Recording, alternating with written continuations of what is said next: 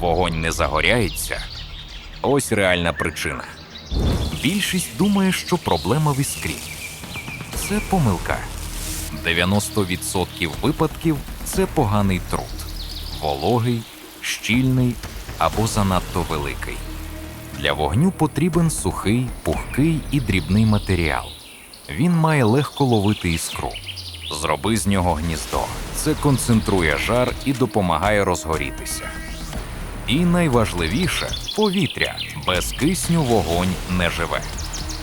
Якщо все зроблено правильно, вогонь з'явиться швидко.